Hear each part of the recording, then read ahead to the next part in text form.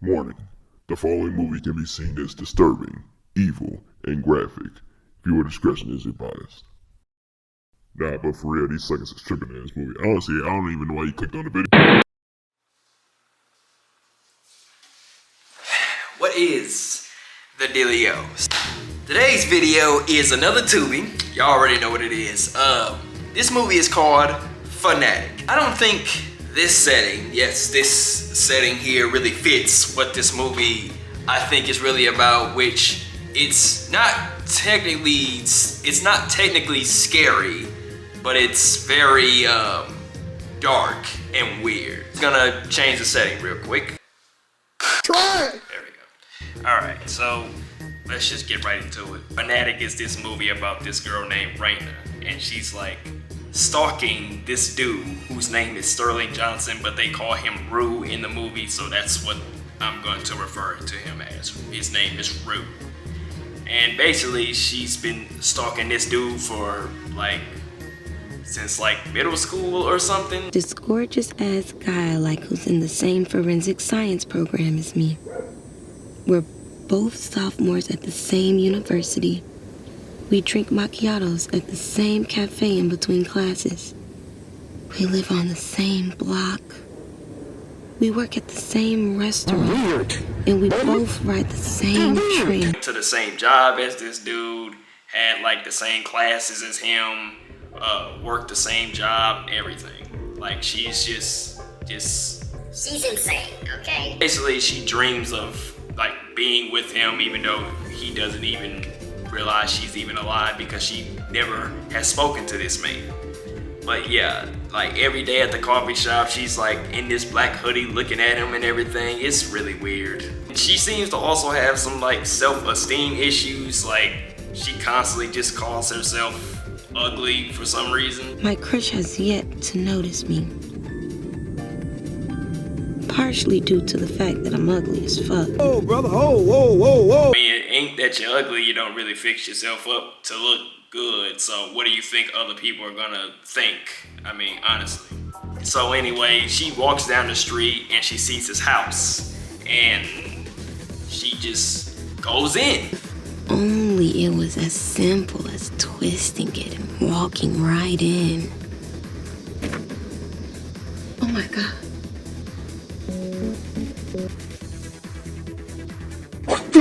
But yeah, she goes to his door and just opens it, and she thanks the stalker gods. Thank you, stalker gods. She walks through his home and goes to his bedroom to, pleasure herself. This is a sick Negro. Yeah, while she's in the house, just doing her thing, she tries to go to this other door that is locked or something, and then she gets knocked the hell out. Looking for something?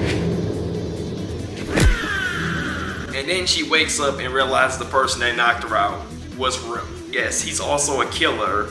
As you can see, as she's tied up, there's just a body bag just right behind her. Yep, that person is just there now. And he tells us what his backstory behind why he kills people. I kill people that I deem aren't worthy of existing. People that intimidate and push others around. People like that bitch you see over there. Why should people like that freely roam the earth when so many good people have died? And then he has her tied down here, and then she just says that she loves him or something, she's into him. But it's you can't really be that into a person you've never even met. You don't even know what kind of person he is, and you see it now. This guy's a goddamn killer. But it is what it is. She's sick, he's sick in the head, so I guess they both match each other. Still feel the same way about me knowing what I did? Yes. Your ass is as fucked up as me. Yeah, so he kills people because they're bullies. Anyone he considers bullies, he just has the obligation from, I guess, himself to just get rid of them. He doesn't really care about the human life aspect of anything. He just says, you were a bully in 4th grade, so you gotta die now. That's his like logic. If you were a bully at any point in your life, you have to go. I forgot to mention this at the beginning, but this all takes place in the fall of 2019. Just put that in your head because that's gonna be useful at the end of this movie by the conclusion. So just put that there. And then we get this scene where we see these cops, basically they found like another person that has been murdered. So it kind of implies that Rue is just out here just killing people who he believes that are bullies. Cop, his name is Frank, Detective Frank. He's trying to find the murderer who they call Fanatic.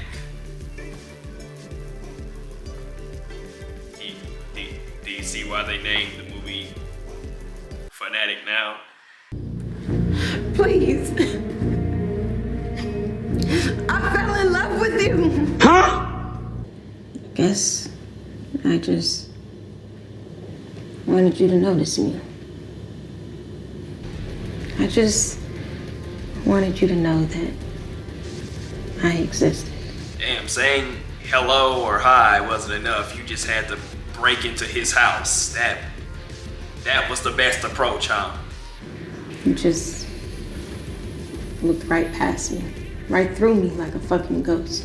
Because, I don't know, you don't say anything. Like, what is he supposed to think?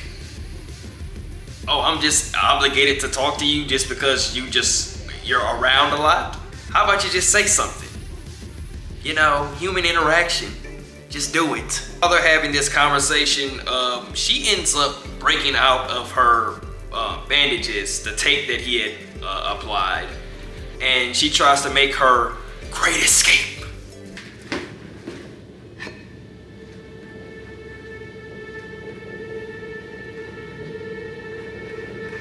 So she picks up this wrench, and I'm thinking, oh, she finna knock this sucker out. Like he's done for. I'm thinking she finna return the favor. She finna tie him up. But she does this.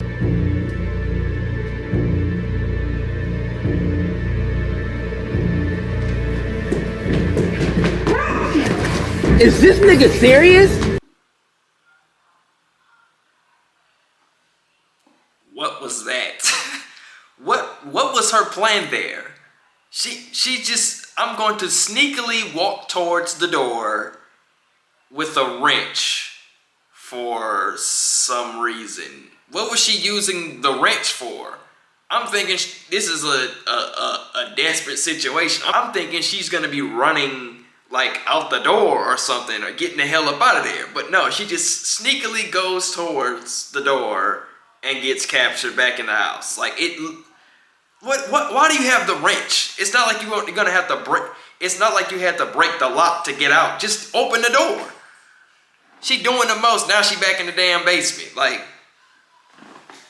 that was dumb. Like what was the point of this scene? Honestly, because it didn't help us see anything. Oh wow, she knows how to escape. Okay, like it doesn't help anything. This scene makes no sense. Why the fuck are you doing this? Why is he doing this? What could be the reason? Oh my god. I just can't put my finger on it. Thank you, stalker god. What could she have possibly have done to deserve this? What was it? I do too much to just walk away. Oh, right. You broke into his house. You stalk him every single day. You look at him in the coffee shop and say absolutely nothing. You don't say anything to him whatsoever. And you know all his daily activities.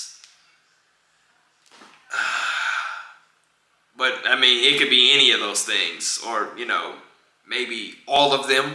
Yeah, so Rue is friends with this dude named Bryson. And apparently Bryson is like this mean dude. He's not cool with Raina. He was bullying her since she was like a kid or something. but he hangs out with him because he doesn't know that he's a bully or anything. So Bryson thinks that Ro is gay or something. Like he thinks he's gay because he never like messes with females for too long, or he never has females around or something. So he thinks he's gay.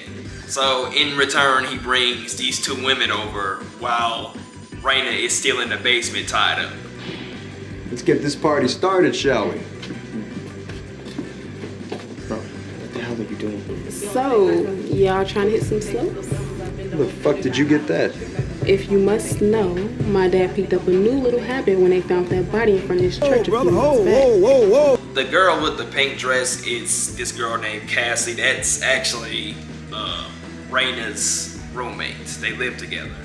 And I don't know why, but they just, like, she smokes crack or something. I don't know why that's important, but it was mentioned. I thought it was going to be something important, like the crack or something was making the killer do something, or I don't know. Like, why did they make her a crack addict in this movie? I don't know. So Raina is in the basement. She just starts, yelling or trying to yell through the tape for someone to help. Basically, Ro makes everyone leave as a result so that they won't get creeped out by the fact that he's been killing people and kidnapping women. So, and there's this really weird bathing scene because, Raina's dirty and she starts just fantasizing that, Oh my god, he's cleaning me. because she has to take her clothes off in front of him, so she's getting like, I don't know, hot and bothered because of it. But in the weirdest way, this man is kidnapping you, so and I'm not even saying that it's a good thing he's kidnapping her. The right thing to do would have just been to call the police, but he is as insane as she is, so it makes sense. Your ass is as fucked up as me. Raw, I'm not exactly a curvy, desirable female. I have the body of a 12-year-old boy and the face of a French bulldog. Who the hell would want to see me in the nude? You're dirty shaking like a stripper, turn no. You see what I was talking about with the self-esteem? Like, why does this have to be known? Like, we don't care. I'm sorry, we don't. Wow. It's so hard and so big. So no escape plan. Just thinking about his penis. Great. Turns out that Ro is actually an intern for that Detective Frank dude, so he works for the cops there. I guess in Ro's thinking, he's thinking if I work for the cops, then they won't suspect me of anything. So he's like, he's an intern there and he just gives them food and stuff like that. But I mean, I didn't think that was a smart idea. You kind of look towards the people who try to make themselves look innocent, especially around you when you're trying to figure something out. So I don't understand where his logic was there. He's supposed to be like this smart killer. He's systematically taking these people out for being bullies and stuff like that. But he didn't think that, maybe they're gonna try to suspect me because I work with them so closely. So this would end up being his downfall, and you will see. So Raina reveals to Ro that Bryson has been bullying her since he was a kid, or my bad, since she was a kid. I have the body of a 12-year-old boy. He invites Bryson over so that I guess they can conversate or something. You got the bud, I got the booze. Indeed. All right, I'm gonna go back. I guess I thought that you gay? Well, yeah. All this time we've been friends, I always just thought you were this monotonous ass pretty boy, but it turns out there's more to you than one meets the eye. So he thought he was gay, but he's touching his face like that. Who's the gay one here? Like, what was that? You didn't have to do that just so you can explain your point. But his point doesn't even matter because Ro kills him. Yeah. Making sure you don't see your 21st birthday. What the fuck? Why are you doing this shit? Because I'm gay? Ro drags his corpse all the way down to the basement to show Raina what he's done. And then I guess he comes to his senses when she says, He's not the one that's hurting people. You are. and then he just lets her go. Just lets her go after she's already known all of this information about him. And he has literally killed 2 people right in front of her. So, you're just gonna let that kind of person just let loose. So she just returns home, still playing with herself. In spite of him knocking me out, kidnapping, and holding me hostage, I still love me some Rue. Weird! If anything, my love has only intensified after spending the last several days in his basement. I have to be crazier than him to even have feelings for his ass. Still, after everything I've gone through. You would have to be. Oh, you are? Oh, okay. That makes sense. If I'm mistaken, I believe this, like, activity, an action in itself is called Stockholm Syndrome. It's like when a kidnapper gets attached to their captor and they like don't want to expose and or provide evidence to police as to what they've done. They're trying to like protect that person. So I think this is what's happening here.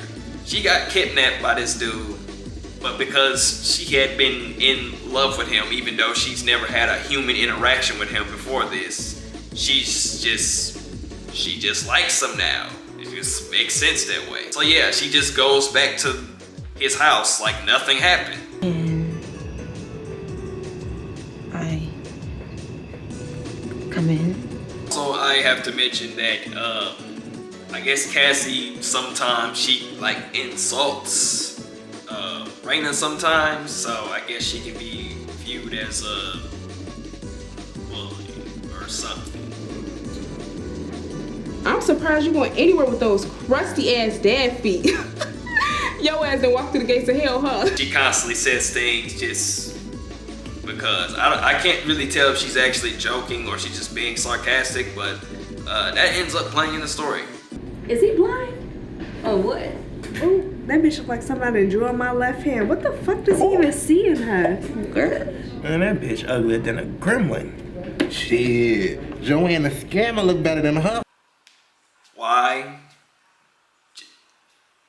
Just why? Why did that commentary need to be added in that she's ugly or something? She already thinks she's ugly as it is. We just had to have people in public tell her that as well. Well, that's great. And also, I mean, why are they even talking? Like, I just don't feel like this is a realistic interaction. Nobody would even say out loud that someone is just, man, she ugly as hell. Who says that in real life out loud without expecting a receipt or something? We just calling people ugly and they just cool with it? Like, what world are they living in? We get back to the investigation and Detective Frank is outside. He's speaking with this news anchor lady. And I don't know why, I just feel like this scene is incredibly long because she asks like at least like 12 or 13 different questions and he gets very detailed answers on every single question.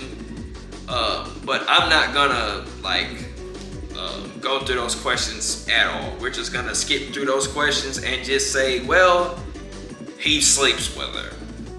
That's what happens. He literally just, she asks him all these questions. He's like obsessed with the Fanatic killer. Who is the Fanatic killer? Who could he be?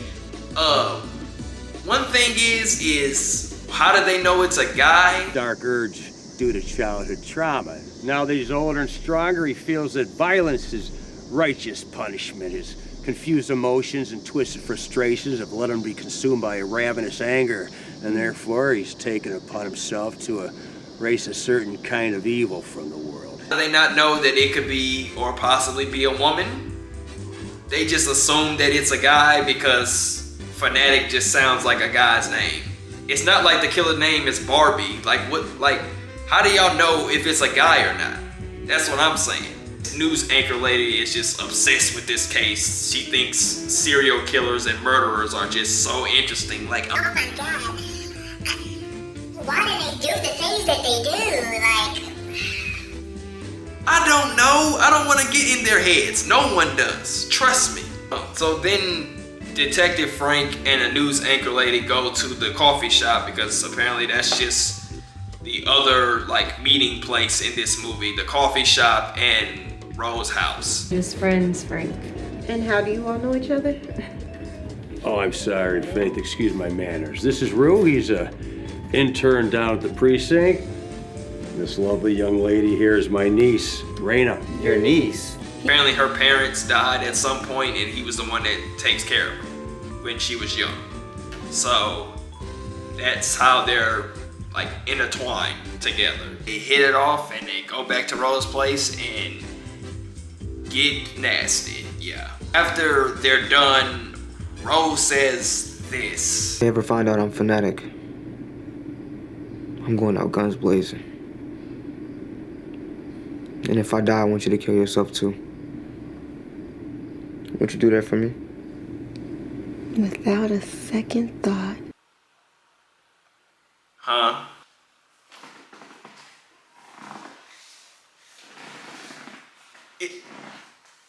This is love. The definition of love right here. This is love. If they find out I'm Fanatic, you better kill your goddamn self. Like what? Like, y'all been dating for maybe a week and you already already making commitments to ending your own existence for this dude who's kidnapped you before? That's weird. It's very strange. And also notice something else, like, she keeps doing this weird smile. I don't know what it is. When she is happy, I can't tell. Because she does this, like, devilish smile. She just... It's her idea of trying to make her look unattractive or something, but she does that very often and it looks very strange, which may be the point, but my goodness, like, don't ever do that, like, ever. And Frank just starts having dreams about who the Fanatic killer is, and I guess through the dream itself, not through actual investigation and detective work, figures out that Fanatic is Ro. Frank decides to do a meeting with Raina about Ro, and he's asking her all these questions and stuff like that, and she's trying to act defensive. She's trying to defend her captor, her kidnapper, basically. She basically just calls him ahead of time and tells him that knows that he's Fanatic, basically. She tells Ro that. The girl from earlier, Cassie, yeah, she's dead now. She's gone. As a result, Raina believes that Ro was the one that killed Cassie because I guess she was, like I said, maybe she was a bully. She was saying mean stuff, so he just has the obligation to kill mean people for some reason in his sick, demented head. And she goes to his house to confront him about it. Why? Cassie was a bitch, but I didn't want you to go and kill her. I swear to God, I don't know what you're talking about. Now my uncle's gonna think I had something to do with her murder. He already knows you're Fanatic. Keep your fucking voice down. What the fuck are you trying to do? I just told you I didn't kill Cassie. I don't believe you. And, well, the fact of the matter is, he did not kill Cassie. He was not the one that did it. It was somebody else. So it kind of gives you the implications that maybe there's another killer out there. It might not be Ro. Well, we know it is, but they're trying to give us a different opinion. Like, oh, it could be this person or that person. Well, we're gonna find out who it is. So Raina was mad at Ro. Well, she's not, because he comes over to her crib and touches on her to convince her that he's not the killer. You're on out. I want you to trust me more than you trust your bitch ass uncle. I do. Yeah, you fucking better. Otherwise, I'm gonna kill your ass next.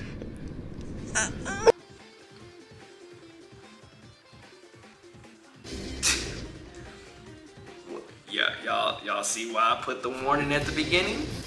This is sick. What? Oh man. Detective Frank and the news anchor lady, I guess, are having dinner or about to have dinner. And well, it gets physical. Dear God.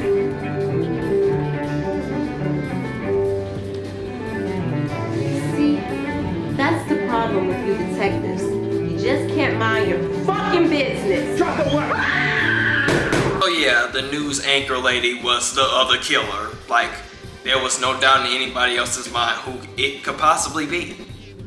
She's the one that's so obsessed with the case and she wants to know all the details, and it's not just because she's a news anchor and that's her job. Oh no. She wants to know all about it because, figuratively, she knew what was going on in the first place. She knew she had something to do with those murders. She knew it all along. Did the cameraman know? I don't know. But yeah, she was the other killer. And he shot the hell out of her, as he should, because that was not a good plan. You ran at him with a knife knowing that he is an armed police officer. Like, what did you think was gonna happen? Like, you thought you was finna win?